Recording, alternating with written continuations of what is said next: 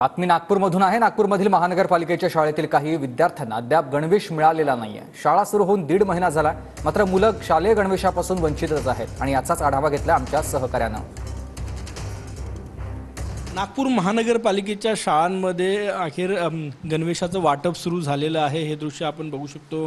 उद्या 15 ऑगस्टच्या परेडमध्ये या विद्यार्थ्यांना यायचं आहे। त्यापूर्वी एक दिवसापूर्वी अशा प्रकारे गणवेशाचं वाटप जे आहे ते या विद्यार्थ्यांना करण्यात येत आहे। सर्व शिक्षा अभियानाअंतर्गत हे वाटप जे आहे ते या ठिकाणी सुरू आहे। तर 15 ऑगस्ट से पहन के आएगा नया कपड़ा? यस।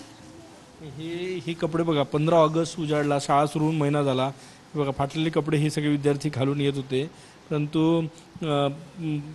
स्वातंत्र्य दिनाचे एक दिवसापूर्वी शाळेत शेवटी गणवेशाचं वितरण जे आहे ते झालेलं आहे। शाळा सुरू होऊन जे आहे ते 1.5 महिना लोटला, परंतु गणवेश आज दिले जात आहे। हे चांगल्या क्वालिटीचे गणवेश आहे, पण त्याचं वितरण करायला मात्र उशीर झाला अशी परिस्थिती आहे। स्वातंत्र्य दिनाच्या एक दिवसापूर्वी शाळांमध्ये, नागपूर महानगरपालिकेच्या शाळांमध्ये अशा प्रकारे गणवेश वितरण होत आहे। जिल्हा परिषदच्या काही शाळांमध्ये अजूनही गणवेश मिळाला नाही। कॅमेरामॅन साईसह गजानन माटे, TV9 मराठी, नागपूर।